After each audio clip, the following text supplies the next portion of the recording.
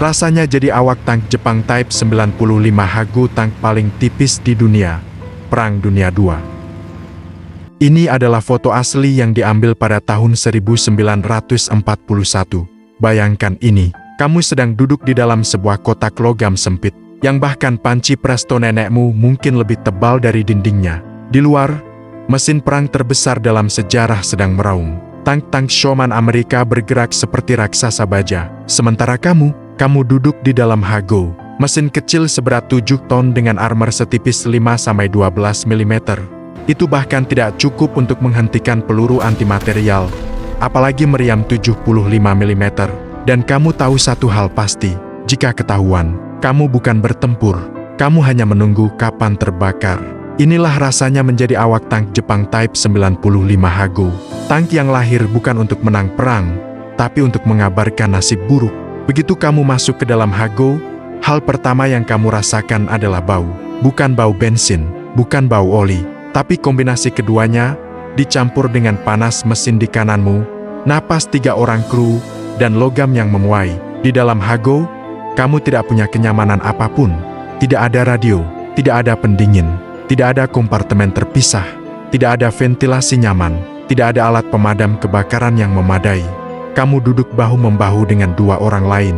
Setiap gerakan harus sinkron. Salah sedikit, kamu bakal menyikut lengan penembak atau memukul helm komandan. Dan ketika mesin dinyalakan, seluruh dinding bergetar.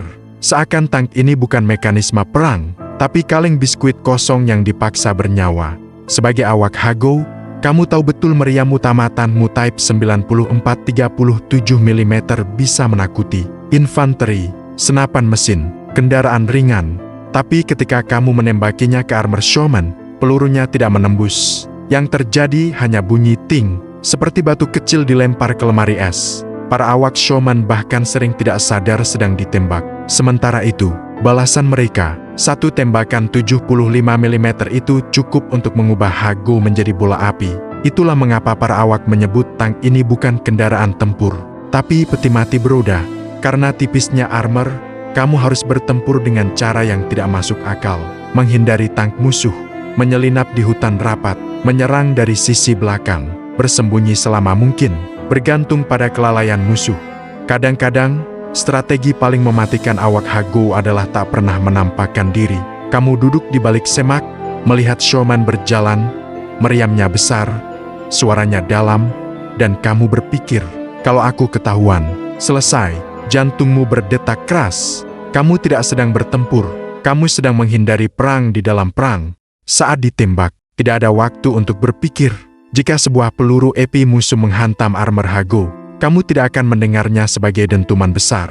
Yang kamu dengar adalah crack, diikuti suara udara panas, dan kemudian api. Armor tipis tank Jepang bukan hanya mudah ditembus, tapi juga membuat serpihan logam kecil beterbangan di dalam kabin disebut spaling yang bisa menembus mata, memotong pipi, menghantam leher.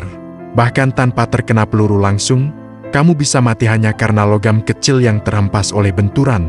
Lalu ada bensin. Tank ini memakai bahan bakar yang mudah sekali terbakar, dan tanpa pemadam khusus, api yang sekecil apapun bisa menyapu seluruh kabin. Dan kamu tahu apa yang lebih menakutkan? Pintu keluar hanya ada satu. Kecil, sempit, dan sering macet karena panas. Jika Hago terbakar, waktu kamu untuk keluar hanya 3-5 detik. Lewat dari itu, tidak ada yang bisa diselamatkan.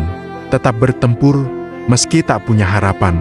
Lalu kamu bertanya, kenapa awak tank Jepang tetap maju? Kenapa tetap bertempur? Jawabannya bukan sekadar patriotisme, bukan sekadar doktrin, tapi karena tidak ada pilihan lain. Awak tank Hago adalah prajurit yang dilatih untuk mengambil risiko, menyerang walaupun peluang kecil, memegang teguh perintah, menganggap kematian sebagai bagian dari tugas. Mereka tahu tank mereka tidak bisa menang melawan Sherman, tapi mereka tetap maju.